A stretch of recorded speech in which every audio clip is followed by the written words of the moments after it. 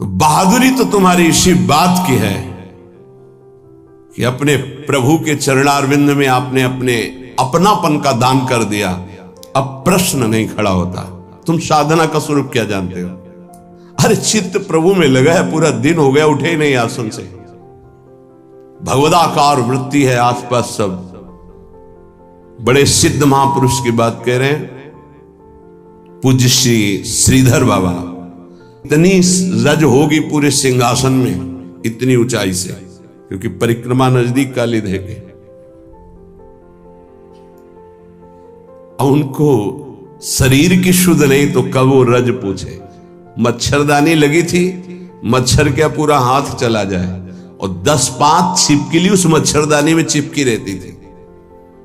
बस ऐसे घुस गए अंदर, बस पूरा कमरा कहीं जाला, कहीं ये कहीं वो। जब बाबा इसे साफ, अरे नहीं भाई चलो तुम बाहर ऐसे रहे। जहां उनकी स्थिति है, कभी कभी ऐसी स्थिति देखी है कि जो वाणी से नहीं बोल सकते, ऐसी अनिर्वचनीय स्थिति। आंखों से अश्रुधारा, शरीर कांप रहा सैया पे, छूने की हिम्मत नहीं, चरण चापने गए, होश ही नहीं बाबा को, ओठ फड़फड़ा रहे, कैसी भगवदाकार एकदम स्थिति। जब उपासक चित्त प्रभु से जुड़ेगा तो ये सब अच्छा नहीं लगता। बढ़िया संगमरमर, बढ़िया सैया, बढ़िया नहीं खान पान ते भावे है, नहीं कोमल वसन सुहावे है, सब विषय लगे ते खारा है, हरि आशिक का मग न्यारा है। क्या चल रहा है? ये दिमाग क्या कह रहा है? हर भाव हमारा केवल लौकिकता से जुड़ता है। भजन को क्या जाना, लौकिकता सिद्धांत को भजन माना जाता है। इसीलिए यहां शरणागति की ये अलग कोटि से वर्णन कर रहे हैं बाबा। नहीं, नवधा भक्ति का जो वर्णन होता है ना, उसमें श्रवणम कीर्तनम स्मरणम, शरणागति को बचाने की बात, पुष्ट करने की बात, पूर्णता की बात। 5वां सर्वाधारता। कोई भी हो, सबका आधार भक्त बन जाता है, घोर विषयी को भी रास्ता दे देता है। चलो ऐसे चलो भगवान के मार्ग। सच्ची कहते हैं, कोई अगर भक्तों के हृदय को जान जाए तो लूट ले, माला माल हो जाए, पर वो भगवान ऐसी सीमा रखते हैं कि तुम जान ही नहीं सकते हो। जैसे कोई फिसल के गिर गया है तो आप खड़े होके नहीं उठा सकते हो, फिसल के गिरने वाले की गिरने की स्थिति में पहुंचना पड़ा। वैसे ही झुक के, वैसे ही गिर के, फिर उसे उठा करके फिर खड़ा किया गया। जितनी स्थिति में वो गिरा हुआ, उसी स्थिति में पहुंचकर उठा। उसको क्या जरूरत है झुकने की? जिसने अपने जीवन में कभी भोगों को, विषयों को, संसार को, गृहस्थ को स्वीकार ही नहीं किया, वो तुम्हारे बीच में घुसकर तुम्हें पकड़कर जहां तुम हो वैसी स्थिति से उठाकर ऊपर खड़ा कर रहा है। अगर तुम सही उपासक होते तो दृष्टि मात्र से तुम्हारा उद्धार हो जाता, लेकिन तुम उस बात को नहीं समझते हो। इसलिए ये सब व्यवहार अपनी स्थिति से उतरकर और झुककर तुम्हारे समान बनकर तुमको उठाया जाता है। सर्वाधारता उस नहीं समझ पाओगे, नहीं समझ पाओगे। काम से, स्नेह से, भय से, क्रोध से, द्वेष से, किसी भी तरह से वो जुड़ जाए केवल तुम्हारी वृत्ति उनसे, वो संभाल करके उठा करके सच्चिदानंद में जोड़ देंगे। चाहे भगवान से जुड़े या भगवत प्राप्त महात्मा से, भगवत प्रेमी से जुड़े, वहीं पहुंचा देंगे। नंग धड़ंग शराब पिए हुए गंगा जी में खड़े हैं, उपद्रव कर रहे हैं। नारद जी महाराज के सामने अभद्र स्वरूप में खड़े। ये पशुता तुम्हारे अंदर केवल धन वैभव के अभिमान से आई है।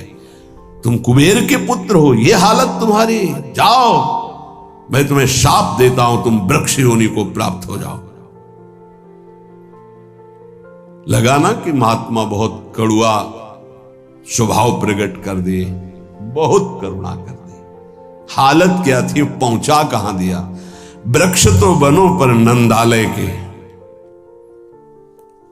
जाओ, तुम्हें सच्चिदानंद भगवान का दर्शन, संभाषण और स्पर्श प्राप्त हो, जो बड़ी बड़ी साधनाओं से नहीं प्राप्त होता। और नारद जी ने शाप दे के प्राप्त करा दिया। दामोदर गोविंद भगवान के उदर में बंधा हुआ उखल है, घसीटते हुए वहां जाते हैं, यमलार्जुन के बीच में फंसा देते हैं, मारते हैं अखिल शक्तियों के स्वामी, जरा सा झटका उखड़ कर दोनों वृक्ष गिर जाते हैं। उनसे दिव्य रूप धारण करके यही प्रकट होते हैं जो यमलार्जुन बने हुए थे। नलकुबर मणिग्रीव शायद ऐसा नाम है।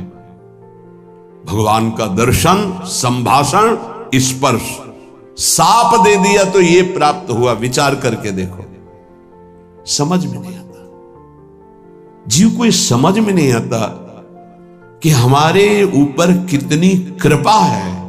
सर्वाधारता इस शरणागति की पुष्टता का लक्षण है। वो सबका आधार बन जाता है। जैसे हमारी सबकी आधार भूमि है, ऐसे वो भक्त बन जाता है। रखो मेरे ऊपर पैर, निकल जाओ भगवान की गोद में जाओ। वो इस उदारता को, इस कृपा को इस साधारण जन नहीं जानते, अवहेलना करते हैं। एक एक वृत्ति तुम्हारी संभालने के लिए हमारी श्री जी की भक्ति तैयार है। एक एक वृत्ति को तुम्हें रोना नहीं आया कि हमारे ऊपर कितनी कृपा है। बहुत कृपालु शरणागत जन होते हैं श्री जी के। जैसे श्री जी का स्वभाव तो वही अंश में उतरता है उनके जनों में। सर्वाधारता, सबके लिए आधार भूमि बनने के लिए तैयार है। छठवा, पूर्ण विश्वास अपने इष्ट पर। जैसे राम काज के लिए लंका में प्रवेश कर रहे हैं हनुमान जी महाराज, घोर निशाचरी स्थिति है लंका में। अब एक महाभागवत तो बहुत, जो भी प्रवेश कर रहे हैं तो पहले श्री राम जी का स्मरण करके अपने हृदय में भगवान को देखकर हृदय में स्मृति बसा के प्रवेश करते हैं। क्या भाव?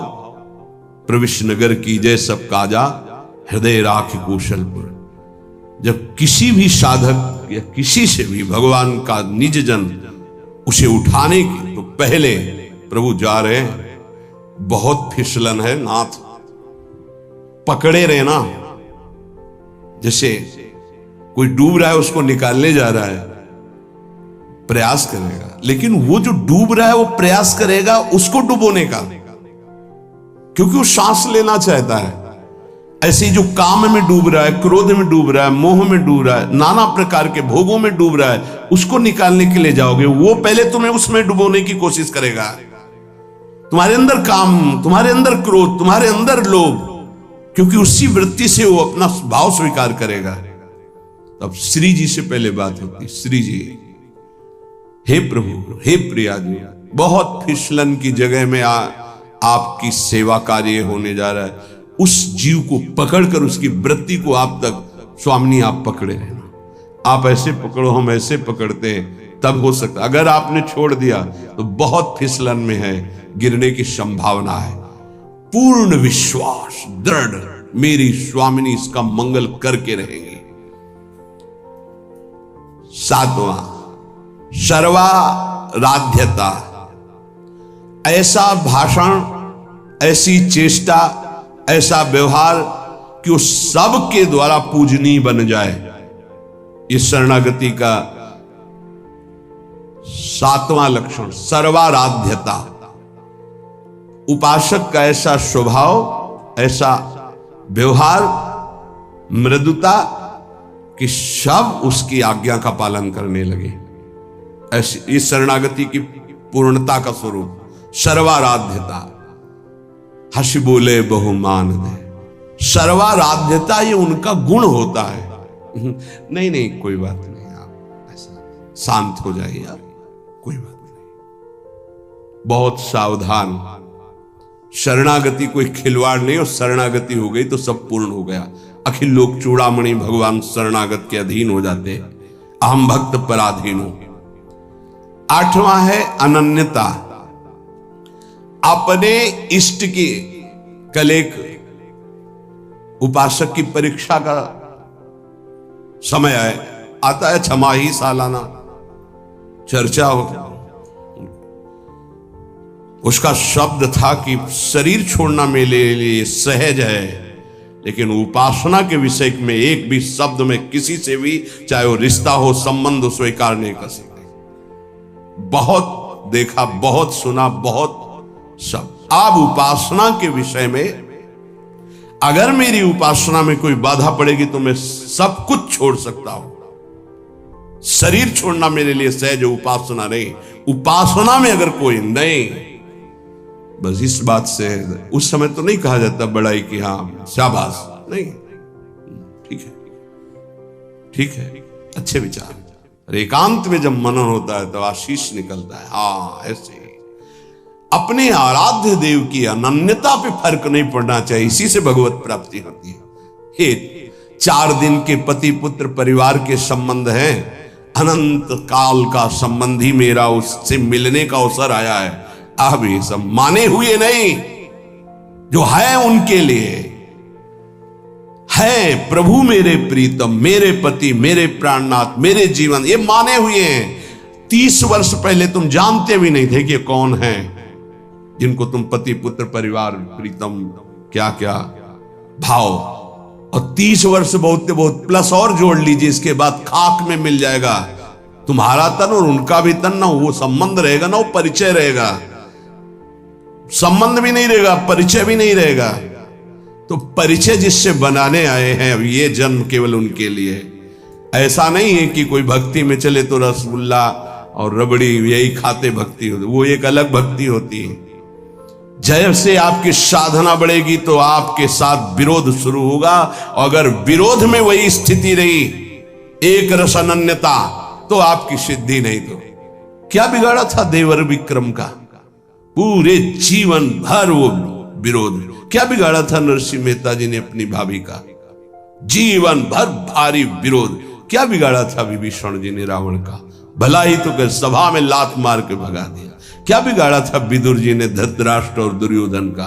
गांव के बाहर एक अकिंचन की तरह कुटिया बना के नहीं पाना तेरा। ये बहुत सूक्ष्म विषय है। अपने इष्ट की अनन्यता में कोई फर्क जीवन में नहीं आना चाहिए, चाहे जैसी परिस्थिति आ जाए। इष्ट और गुरु संबंध में कोई फर्क नहीं पड़ना चाहिए। बहुत संबंध देखे, हर संबंध का निर्वाह उतना ही करेंगे जितना इष्ट और गुरु के संबंध में बाधा नहीं पड़ेगी। इष्ट और गुरु के संबंध में बाधा पड़ जाए से हर संबंध में आग लग जाए। जाके प्रिय न राम वैदेही, तजिए ताहि कोटि वैरिशम जद्यप परम सनेही। अगर अपने को समझता है कि मेरे द्वारा भरण पोषण होता है, जात से तेरा पानी भी नहीं पिएंगे, देखते हैं शरीर चलता है नहीं। निकल करके हम चौराहे पे बैठ जाते, देखते हैं वो विश्वंभर मुझे रखता है कि नहीं। वो अनंत ब्रह्मांडों का सृजन करने वाला एक क्षण में सब कुछ ठीक कर देगा। क्या चरित्र भक्तों के ऐसे ही मनोरंजन के लिए नहीं पड़े जाते? ये आदर्श है। महाजनों गतेन सा पंथा।